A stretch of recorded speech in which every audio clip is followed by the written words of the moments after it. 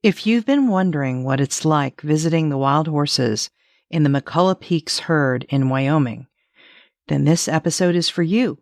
I'm your host, Carol Walker, and let's get started.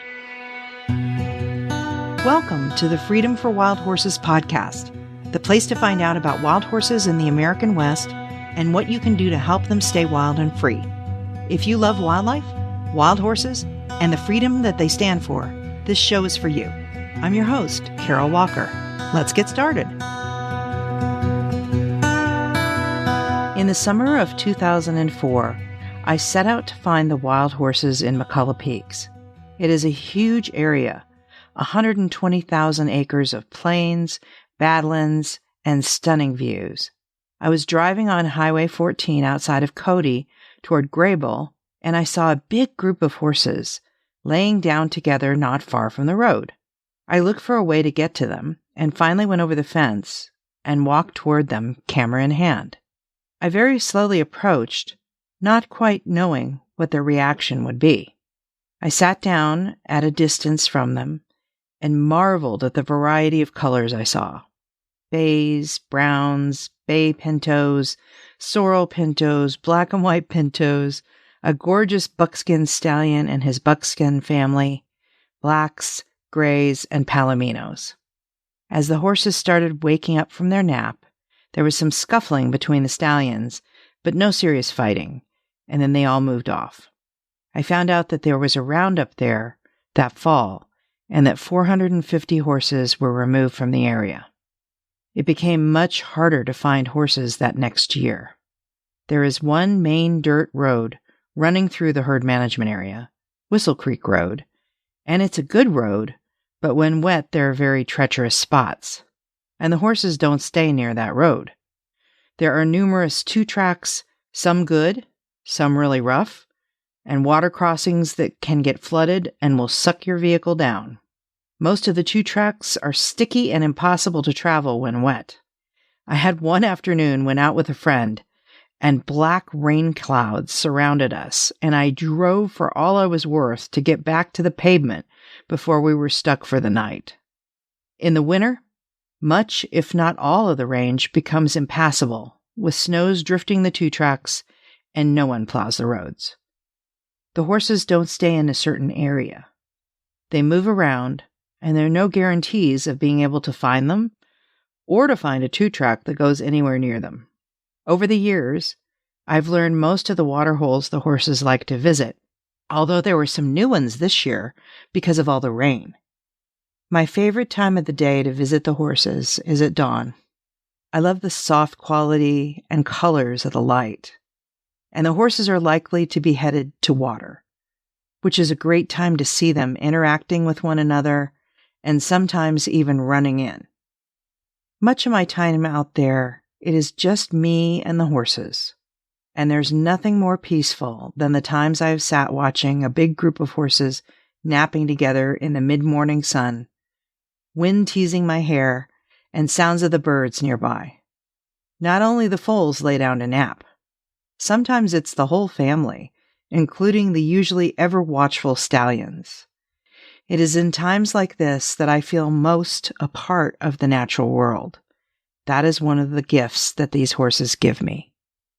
The next year, there was a stunning and very curious and spunky yearling, a black and white pinto colt named Tecumseh, who really caught my eye. His gentle mother, Jasmine, put up with his antics, and his black father, Tucson, kept the young colt somewhat in line, but he was very playful and inquisitive.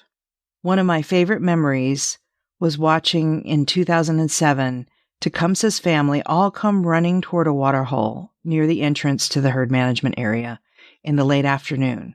Around his family, there were more and more families coming in at the same time. The beauty of that afternoon has stayed with me.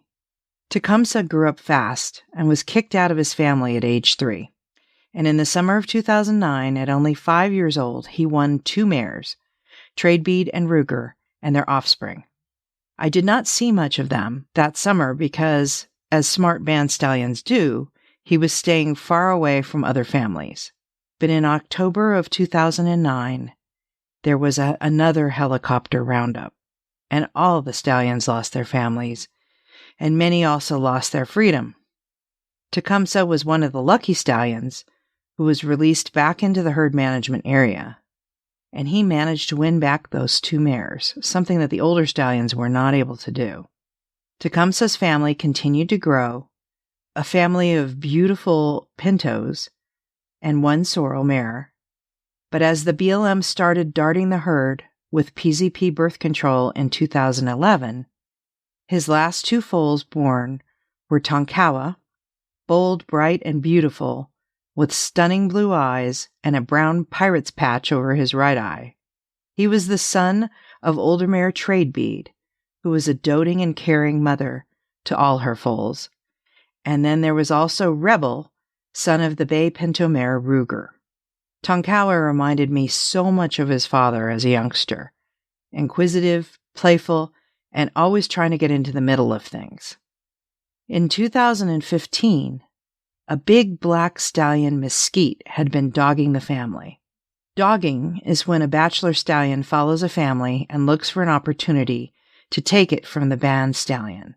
And Mesquite battled Tecumseh, leaving him thin and limping with a large knee, and he took the mares, kicking out Tonkawa and Rebel.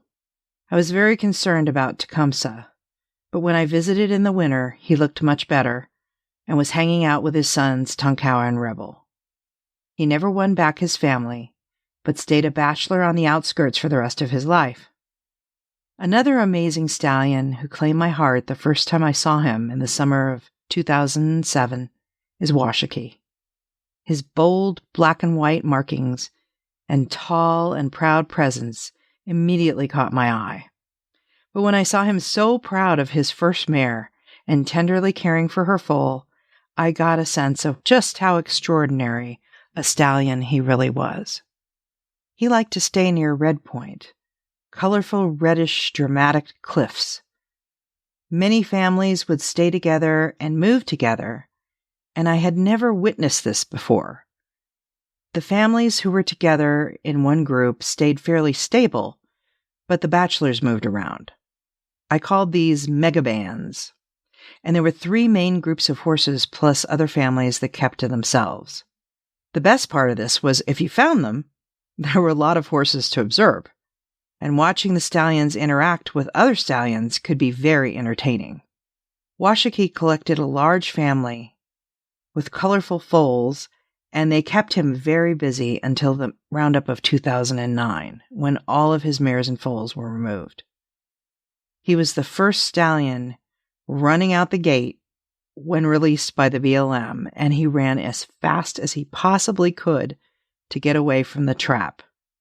Because the BLM had skewed the sex ratio of the herd from the normal 50% mares to 50% stallions, changing it up to 66% stallions to 33% mares, there was a tremendous amount of fighting and stallions chasing the mares around, circling the families like sharks, and the skewing of the sex ratio was incredibly disruptive to families and resulted in many injuries. Washakie was not able to win any mares for a couple of years and became rather fat as a bachelor, taking it easy. He was finally able to win 2 buckskin mares, Adobe Girl and Cheyenne, and Blue Roan Sanita.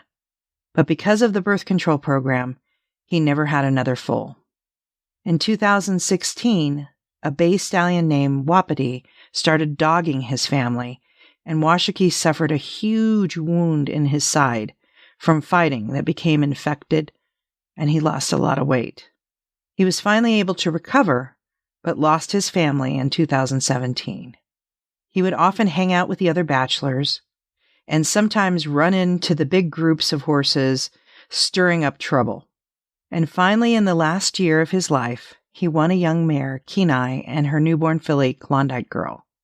He and his friend Chaco took great care of these 2, and Washakie seemed to have a new lease on life until one September day he disappeared. Older horses will go off by themselves to pass. He's a legendary horse whose presence I feel every time I return to his home, and he lived his life wild and free. Another stallion that Washakie knew well was Indigo, a beefy dappled gray who was a year older. He had no patience for the younger new band stallion at first, always chasing him away, but then became more tolerant, and the two had a mutual respect, and often their two families grazed side by side. He had one of the largest families in the herd, including several buckskin mares and foals. One day in June, when the grass was tall and the lupin were blooming, I watched his band on the move toward water. Suddenly the mare in front spooked, and the next mare as well. I was wondering, what on earth? And then I saw a baby pronghorn antelope that the mothers had tucked into the grass to hide. The horses were startled when the fawns moved. On that same trip, as I moved around to get a good angle for my photos, I heard this odd sneezing sound behind me. It was a female pronghorn, clearly disapproving of me being anywhere near her fawns. She followed me like a disapproving schoolteacher. I never did see the well-hidden fawn, but I was laughing pretty hard. In 2007, I was delighted to find a gorgeous Cremello colt born to the wild mare Tana in Indigo's band. He was utterly fearless, and I saw him standing in the water at sunset with golden light all around him. He was the darling of the other buckskin mares in the family. Then a couple of weeks later, another colt was born into the family, this one to sorrel pinto mare Chicory, and the two creamy-colored colts were inseparable, and quite a sight as they played. I dubbed them the Cremello Colts. They played with a pinto colt brother and bay sister, and as they grew, they enjoyed playing with the younger generation of foals. I figured that they'd be kicked out of the family when they were 3 years old, but all of the youngsters were removed during the roundup of 2009. I would never get to see them find families of their own.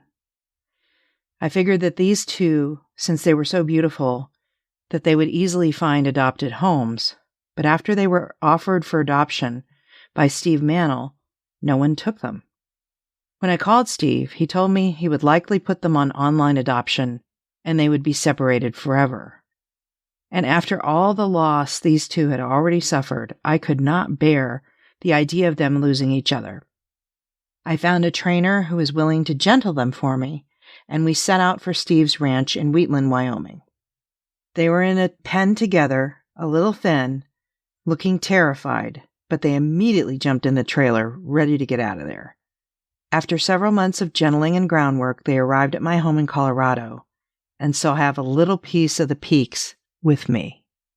Indigo won 3 mares, Chala, Bonnie, and Onyx, around the same time as Washakie won his new mares. The two stallions stayed near each other almost all the time, and then when Washakie was being dogged by Watapi, Indigo was being dogged by another younger stallion, and both lost their families in 2017. Indigo stayed by himself or with other bachelor friends until he passed in 2019. One stallion that I always admired since I first started visiting the area was Warbonnet. He was called Medicine Boy by the BLM, but I preferred the name locals had given him. He had a solid brown head, and most of his body was white and then brown.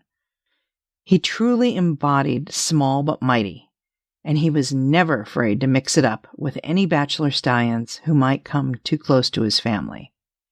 He had a huge band of solid bay and solid sorrel mares, and I could see his family from a long way off. He too lost his family in the 2009 roundup, but was never able to keep any mares for any length of time after that. Another stunning stallion that I always enjoyed seeing but could never count on getting anywhere near was Utah. He was a black stallion, big, with a very wide blaze, and one of the most thrilling encounters I had was when he ran right up to me, then on by. I held my breath, delighted that such a wild stallion had come near me. He had a gorgeously marked black and white pinto mare named Shakira, and their offspring remain some of the most beautiful horses on the range. Miley, a black Sabino, Garth, a red pinto, and Suki, a beautiful black with a crazy striped white markings on her face. Another one of the wildest stallions in McCullough Peaks was Booker Rose. A striking gray, Sabino with a blaze, he would almost always greet my arrival in his area with a big snort, sounding the alarm, even if I was a long way away from him. Until the bait trapping in 2013, this would often have the entire large group of horses he was near run away, much to my chagrin. But the horses in the Dry Creek area became much more accustomed to humans after being baited in with hay, and Booker's alerts would usually go unheeded after that. He won a beautiful bay pinto mare with blue eyes named Taboo, and her black pinto daughter Jigsaw, for only a year, but long enough to sire the stunning Sabino pinto colt, Thor. I remember my first view of Thor. I thought he was the most beautiful foal I had ever seen. Mostly white, with blue eyes and light brown markings. His markings grayed as he got older, and his mother Taboo was won by a bay pinto stallion with a brown head named Taliqua, and his solid bay co-stallion named Hudson Bay. The two had grown up in the same family and were the same age, and mostly seemed to get along, with occasional scuffles. I wasn't certain who was in charge, but one day Hudson Bay disappeared, leaving Taliqua with the family. I did not see them very often because they went to parts of the range that were harder to access, like Coon Creek and the Badlands. But I was always excited to see them, especially Thor, who was smaller than the other stallions his age, but never hesitated to mix it up with the other young stallions in the herd. I found Thor dogging Utah's family for several months, and finally tried to win Shakira.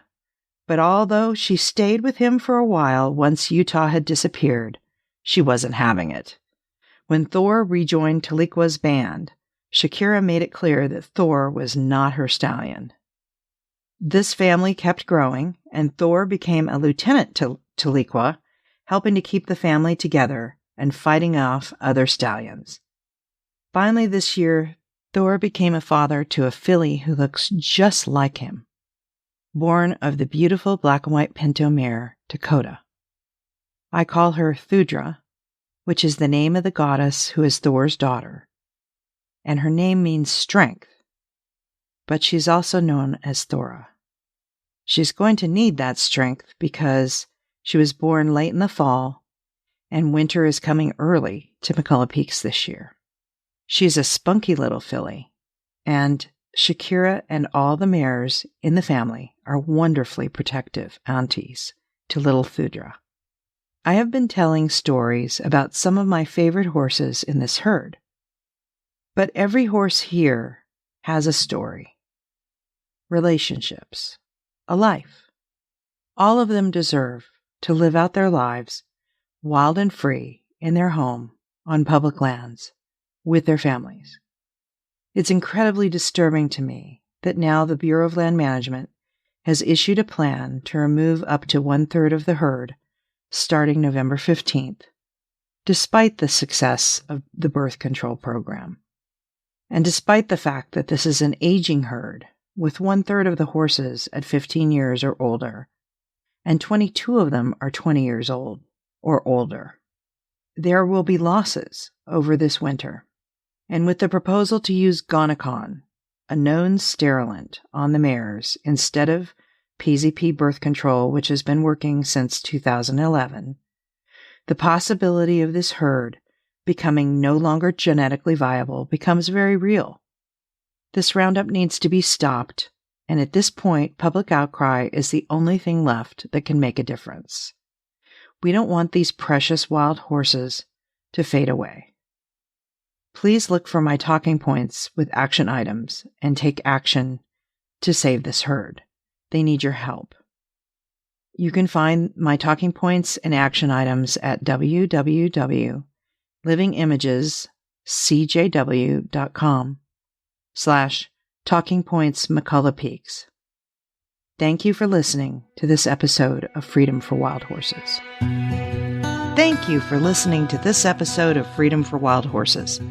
If you want to learn more, follow me at www.wildhoofbeats.com for more information and for ways to help America's wild horses. See you next time.